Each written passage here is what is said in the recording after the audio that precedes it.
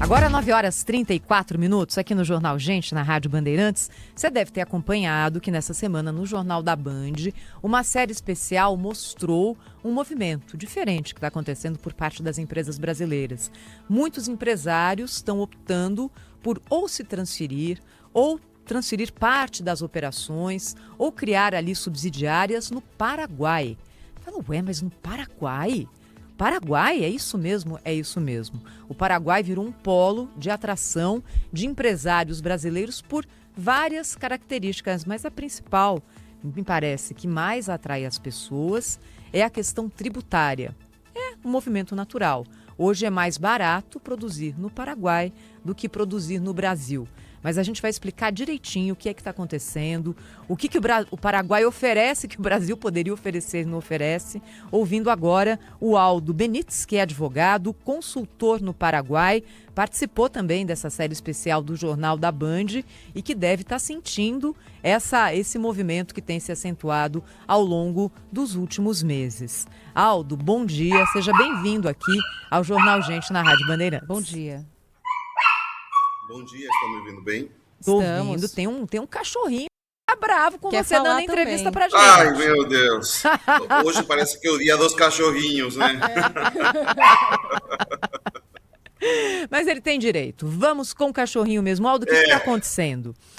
Tem muito brasileiro indo para o Paraguai para investir e operar parcialmente o seu negócio de Assunção e das outras cidades paraguaias?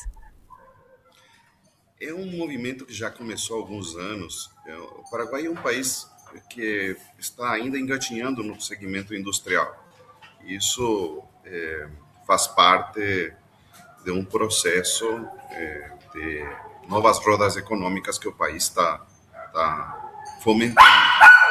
E o processo de industrialização num regime tributário muito famoso, que é o regime da maquila, ele foi adotado por indústrias brasileiras pelo fato da proximidade territorial, da facilidade logística e, como você colocou muito bem, pela questão da diferença importante em termos tributários, que finalmente termina gerando uma economia para as empresas que estão migrando parte dos seus processos produtivos para o nosso país, para assim ter economias não só via o regime tributário de maquila, mas também pela lei de incentivos fiscais, a antiga lei 60-90, e também pelas regras de origem do Mercosul, que fazem viável uma elisão tributária, eludir a carga tributária de uma maneira legal, de uma maneira juridicamente correta, assim transferindo esse ganho ao preço final e a voltar a ser competitivo no mercado brasileiro. E a gente está falando de quais setores, Aldo, que tem preferido fazer essa transferência do Brasil para o Paraguai? Se estamos falando dos três principais que eu posso mencionar, seriam hoje estamos falando das autopartistas, das autopeças.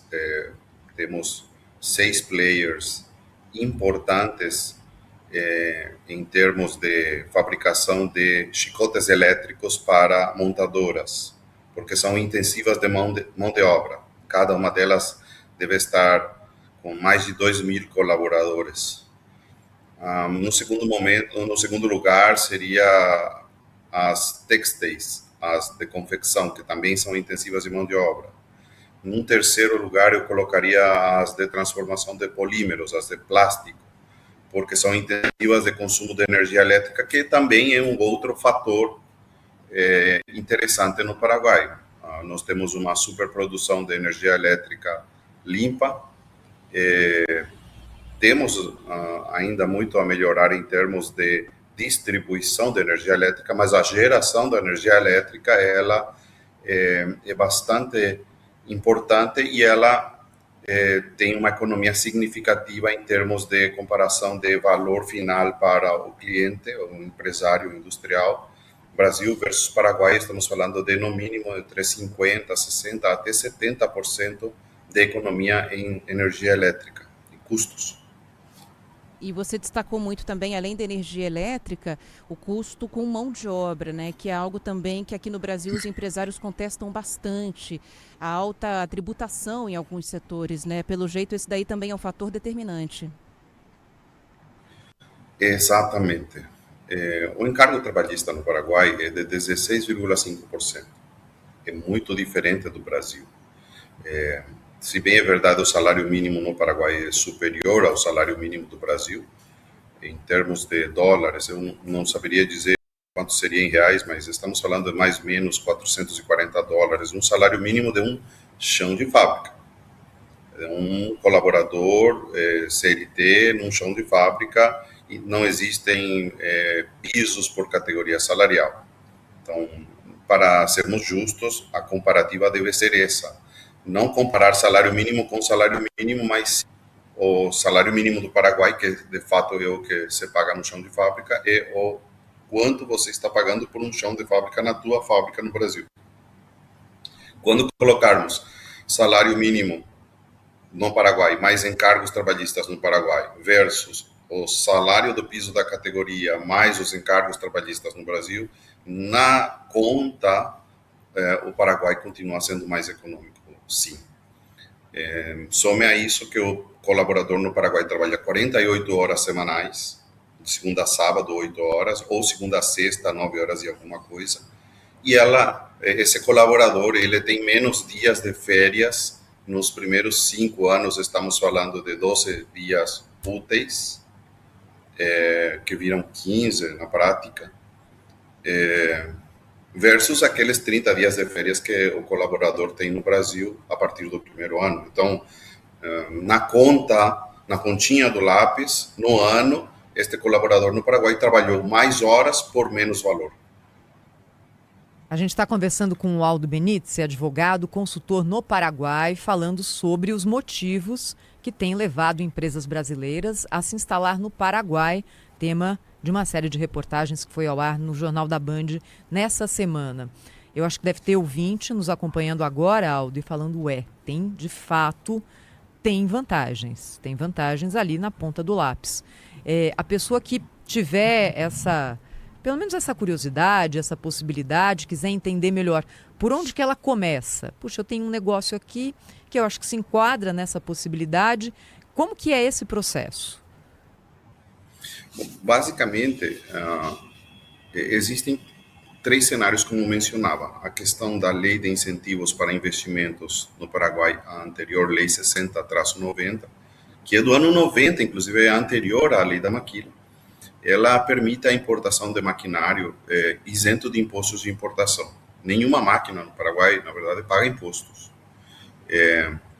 Existe a lei da maquila, que permite que a indústria paraguaia que exportar a sua produção pode se acolher a um regime tributário tributando 1% sobre o seu faturamento e não pagar outros impostos, como o imposto de renda, o imposto na distribuição das utilidades, nenhum desses impostos. E existe a possibilidade de o produto made in Paraguai, se ele se acolher às regras de origem do Mercosul, ela ser isenta de imposto de importação para ser exportada ao Brasil, à Argentina, a qualquer país do Mercosul. Então, quando este empresário quer vir para o Paraguai, eu normalmente faço a conta de trás para frente. Primeiro verifico se esse produto que ele quer exportar do Paraguai para o Brasil, ele tem condições de obter as regras de origem e, consequentemente, entrar no Brasil isento de imposto de importação. E, a partir dali, eu faço a análise dos processos produtivos que ele quer trazer para o país para se enquadrar no maquila e depois verificamos a questão de como importar essas máquinas isentas de imposto. Validado estes números, normalmente nós fazemos todo o trâmite migratório para a pessoa obter a documentação migratória no país que permita fazer esses investimentos, que no Brasil chama-se Registro Nacional Migratório, RNM, migrante é a identidade paraguaia. Posterior a isso, precisa ser feito um CNPJ, um RUC, Registro Único de Contribuinte, que é uma pessoa jurídica, que vai ter os alvarás habilitantes para ela virar uma indústria e depois se acolher ao regime da maquila, que, volto a falar, nada mais é do que um regime tributário. Aldo, uma curiosidade, os brasileiros são bem recebidos no Paraguai? Como que o brasileiro que chega hoje para investir no Paraguai é visto pela população local? Olha, no Paraguai, normalmente existem vários estrangeiros e de vários países. Provavelmente o brasileiro é o que tem maior número, inclusive, pela proximidade. Ano passado, 1.000 brasileiros solicitaram esse trâmite migratório, 16.000 argentinos e depois vieram Espanha e Alemanha. A migração brasileira ela ocorre há muitos anos, primeiro desbravando os bosques para transformar isso em madeira e isso ser exportado. Depois, com a agricultura, vieram muitos migrantes brasileiros para plantar a terra. Depois veio o comércio, as cidades de fronteira como Ciudad del Este, Salto del Guairá, Pedro Juan Caballero, receberam muitos migrantes que atuam no comércio até hoje em dia. E hoje tem uma nova leva de migrantes que está atuando no segmento industrial. Eu nunca ouvi incidentes significativos com relação ao brasileiro que está morando no Paraguai. Existem alguns atritos normais de brasileiros com brasileiros, inclusive em maior número do que paraguaios com brasileiros. E de fato, a idiosincrásia, a cultura, a religiosidade similar e vários fatores que nos aproximam como irmãos latino-americanos fazem com que a convivência seja muito pacífica, seria esse o termo. Bom, deixa eu agradecer aqui ao Aldo Benítez, advogado, consultor no Paraguai, conversando com a gente aqui na Rádio Bandeirantes sobre essa procura, né, de investidores brasileiros para levarem produções, levarem esses investimentos aqui para o Paraguai em busca de um melhor rendimento. Aldo, obrigada pelo seu tempo. Um bom fim de semana para o senhor. Muito obrigado. Desculpa aí o cachorrinho ter incomodado um pouquinho. Mas a gente quer saber a raça e o nome. Eu fiz uma aposta aqui da raça. Vem cá. Olha lá, a gente vai conhecer agora, então. É um pincher. Ai, que lindo. Eu conheço o pincher pelo latido, já sei como que é. Ontem fez 10 anos esse daqui. Coisa fofa. Hoje é o dia dos cachorros aparecerem com os entrevistados. Hoje é o dia dos cachorros. Exato. Acho que sábado que vem vão ser eles os entrevistados. Pode ser. Aldo, vai aproveitar o seu cachorro, o seu fim de semana. Obrigada, viu? Prazer, às ordens, até mais. Muito obrigada.